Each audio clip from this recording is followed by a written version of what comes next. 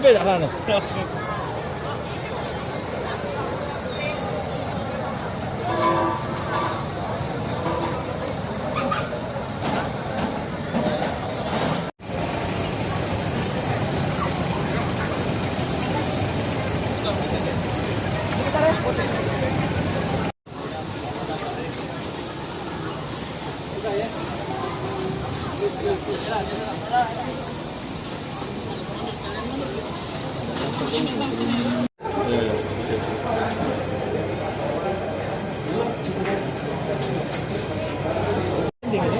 Posisi di daun itu di samping sini api pertama benar.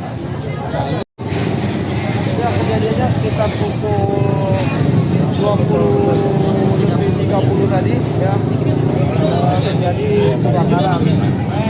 Awal mula api diperkirakan arus pendek ya. Jadi untuk yang pemilik toko maupun penjual bakso mereka tidak tahu, namun warga melihat ada api di atas. Akhirnya dengan kesiapan warga juga, ini warga juga ikut membantu, dengan api bisa dipadamkan. Sumber apinya dikirakan dari arus pendek. Oh, berarti ini tadi dalam keadaan masih buka warung bakso ya, Bang? Mereka lagi buka warung di bawah. Di atas nggak ada.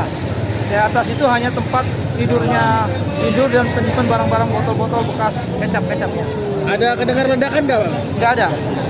Yang hangus di bagian atas saja, Bang? Yang hangus bagian atas saja. Korban alhamdulillah tidak ada.